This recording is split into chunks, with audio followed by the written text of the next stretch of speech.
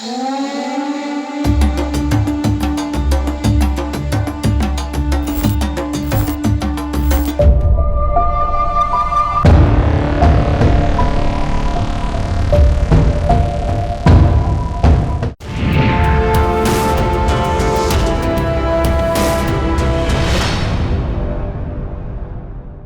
मी Prashant Kuber.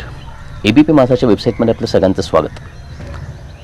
B.R. चोप्रांचं Mahabharat आपण सगळ्यांनी पाहिलं.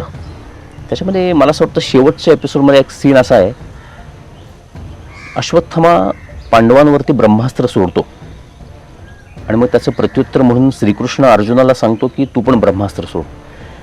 हे बघितल्यानंतर महर्षी व्यास तिथे येतात आणि हवेतली ती जी ब्रह्मास्त्र असतात ती दोन्ही ब्रह्मास्त्र आपल्या हातावरती तोलतात आणि दोघांनाही सांगतात की ही परत घ्या, कारण ही अस्त्र जी आहेत ही फक्त पृथ्वीचाच नाही तर ब्रह्मांडाचा नाश करतील आणि अशी अस्त्र ही युद्धासाठी वापरायची नाहीत हे तुम्हाला दोघांना सांगितलं नाही का द्रोणाचार्याने. अशा पद्धतीने ते खडसावतात महर्षी व्यास आणि मग कृष्णाला प्रश्न विचारतात की तू अशा पद्धतीनं वापर करण्यासाठी अर्जुनाला कसं काय सांगितलंस. त्याच्यावरती तो सांगतो की अश्वत्थामानं पहिल्यांदा हे ब्रह्मास्त्र सोडून बसलेला होता, त्यामुळे आमच्याकडे पर्याय नव्हता. आणि मग पुढचं हे सगळं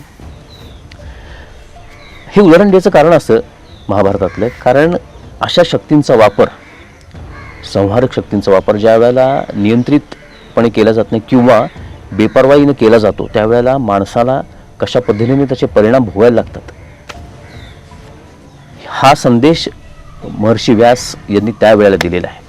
आणि आजचं जे थंबनेल आहे ज्या व्हिडिओचं जे मी दिलं आहे की त्या शहराची जी लोकसंख्या जी आहे प्रिपेत नावाच्या, ती लोकसंख्या गुगल 0 दाखवतं.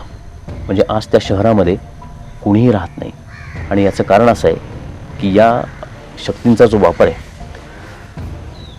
त्याचा वापर करताना जर गाफीलपणा केला गेला तर त्याचे परिणाम भोगायला लागतात आणि अख्खं शहर कसं खाली केलं गेलं ही गोष्ट आहे. गोष्ट आहे 1970-80च्या दशकातली. त्यावेळेला अमेरिका महासत्ता होती आणि प्रचंड पैसे अमेरिकेकडे येत होते आणि अमेरिकेशी टक्कर द्यायची म्हणून रशिया त्याच्याशी स्पर्धा करत असताना आपण पण या लेवलला गेलं पाहिजे किंवा आपण पण तेवढं सशक्त झालं पाहिजे म्हणून रशियाची चढाओढ चाललेली होती अमेरिकेशी. पण सर्व क्षेत्रामध्ये जर प्रगती करायची असेल आणि सर्व शक्तिमान व्हायचं असेल तर आपल्याला आता वीज निर्मिती करणं गरजेचं आहे, कारण सर्वच क्षेत्रामध्ये वीज ही अत्यंत आवश्यक आहे. हे रशियाला याची कल्पना आलेली होती. त्यावेळेला रशियावरती साऱ्या घराण्याची सत्ता होती आणि मग रशिया सरकारनं असा निर्णय केला की आपण न्यूक्लिअर पॉवर स्टेशन उभी करायची, वीज निर्मिती त्यातून करायची आणि सर्व क्षेत्रांमध्ये प्रचंड प्रगती करायची आणि अमेरिकेला टक्कर द्यायची, अशा पद्धतीचा निर्णय केला गेला. आणि मग आत्ताचं जे युक्रेन आहे त्यावेळेला युक्रेन हे रशियामध्ये होतं. त्या युक्रेनच्या शेजारी चर्नोबिल नावाचा एक भाग आहे युक्रेनमध्ये. चर्नोबिल नावाच्या भागामध्ये न्यूक्लिअर पॉवर स्टेशन उभं करायचं आणि या न्यूक्लिअर पॉवर स्टेशनमध्ये काम करणारे जे लोक आहेत त्यांच्यासाठी प्रिपेत नावाचं शहर बसवायचं, अशा पद्धतीने योजना आखली गेली आणि या दोन्ही प्रकल्पांना गती द्यायला सुरुवात झाली. न्यूक्लिअर पॉवर स्टेशन चर्नोबिलमध्ये आणि तिथे काम करणाऱ्या लोकांसाठी प्रिपेत हे शहर, हे दोन्ही प्रकल्प मोठ्या प्रमाणामध्ये सुरू झाले. साधारणपणे 1979ला प्रिपेतला शहर म्हणून मान्यता मिळाली. लोक तिथे राहायला लागले. इमारती, रस्ते, विविध ऑफिसेस, गार्डन्स, प्लेग्राऊंड्स, सगळ्या पद्धतीची सोयीसुविधा तिथे केल्या गेल्या. लोकांची घरं बांधली गेली. न्यूक्लिअर पॉवर स्टेशन चर्नोबिलमधलं तोपर्यंत ते जवळजवळ पूर्णत्वास आलेलं होतं. 4 रिॲक्टर्स, न्यूक्लिअर रिॲक्टर्स तिथे सुरू झाले. तिथून वीज निर्मिती सुरू झाली आणि या 4मधून संपूर्ण रशियाला वीज निर्मिती ही केली जाऊ लागली. दिवस जात होते. 26 एप्रिल 1986ला मध्यरात्री सेफ्टी टेस्टिंग करण्याचा निर्णय न्यूक्लिअर पॉवर स्टेशनमध्ये तिथल्या व्यवस्थापनाने घेतला आणि ते घेत असताना दुर्दैवानं असं म्हणतात की जे सेफ्टी मेजर्स होते ते काही पाळले गेले नाहीत आणि जे नॉर्म्स होते ते पाळले गेले नाहीत आणि हे सेफ्टी टेस्टिंग करण्याला सुरुवात झाली. काही काळानंतर असं लक्षात आलं थोड्या वेळानंतर की चौथं जे न्यूक्लिअर रिॲक्टर आहे त्याच्यामधले जे रॉड्स आहेत जे न्यूट्रॉनला कंट्रोल करतात त्या रॉडमध्ये प्रचंड प्रमाणात तापमान वाढते. हे लक्षात आल्यानंतर तिथलं जे व्यवस्थापन आहे ते हादरलं, कारण रिॲक्टरमध्ये जर समजा त्यातले जर रॉड जर तापले आणि जर न्यूट्रॉन कंट्रोल झाले नाहीत तर त्याच्यामध्ये ब्लास्ट होण्याची शक्यता असते आणि मग रेडिएशन बाहेर पडण्याची शक्यता. त्यामुळे रिॲक्टर कुठल्याही परिस्थितीमध्ये रिॲक्टरमधले रॉड हे थंड ठेवण्याकरता मग त्याच्यावरती पाण्याचा वापर केला गेला. पण ते इतके तापलेले होते की त्याची पाण्याची वाफ झाली आणि वरचं छत उडालं आणि मग ते जे रॉड्स होते त्यांनी काम करणं बंद केलं.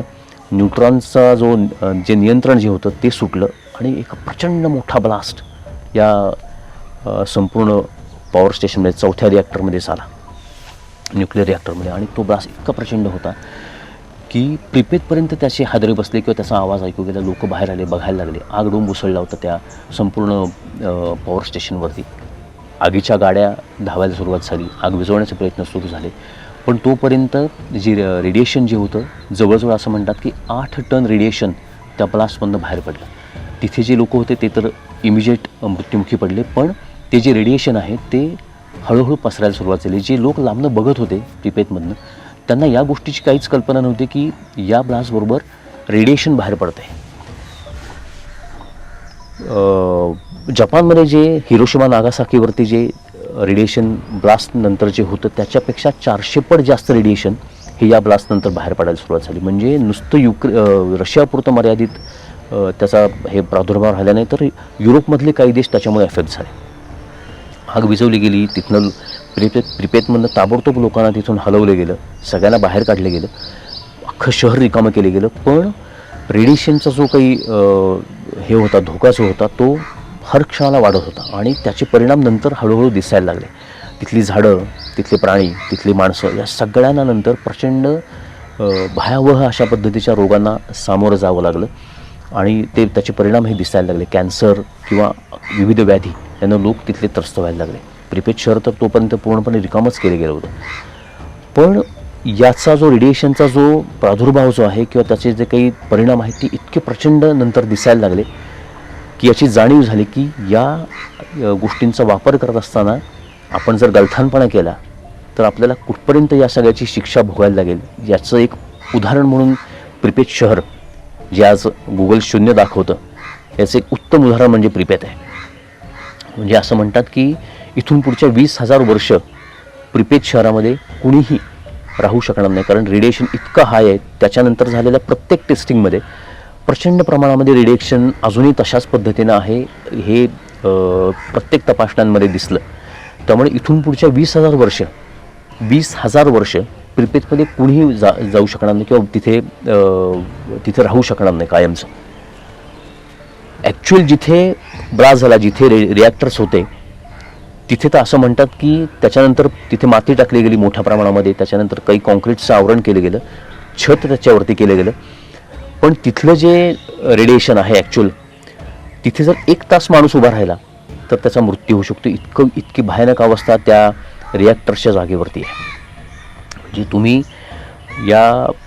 म्हणजे महर्षी व्यासांनी सांगितलं तसं की या शक्तींचा वापर हा जर नियंत्रित पद्धतीनं एक संदेश आहे, जर केला गेल्याने त्याचे परिणाम किती भोगायला लागतात. म्हणजे विज्ञान जसं शाप आहे तसंच ते जसं वरदान आहे तसंच ते शाप आहे.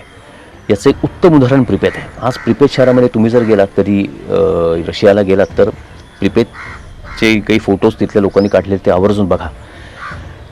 अख्खं शहर हे पूर्णपणे रिकामं आहे. सुंदर शहर, सुरत चांगली असलेले ते शहर आज बदसुरत झालेलं आहे. तिथल्या इमारती ओस पडलेल्या आहेत, खेळाचे ग्राउंड ओस आहेत. सगळं शहर हे सुनसान आहे, कुणीही तिथे राहत नाही. 50,000 वस्ती असलेलं प्रिपेत शहर आज कुणीही तिथे राहत नाही. सगळे रस्ते ओस पडलेले आहेत, सगळ्या इमारती तशा आहेत, भकास आहेत. आणि रेडिएशनचं तर प्रचंड हाय लेवलचं ते सगळं रेडिएशन तिथं अजूनही आहे. आणि पुढची 20,000 वर्ष राहणार आहे. 20,000 वर्ष, पुढची 20,000 वर्ष गुगल प्रिपेत शहराची लोकसंख्या 0 दाखवते.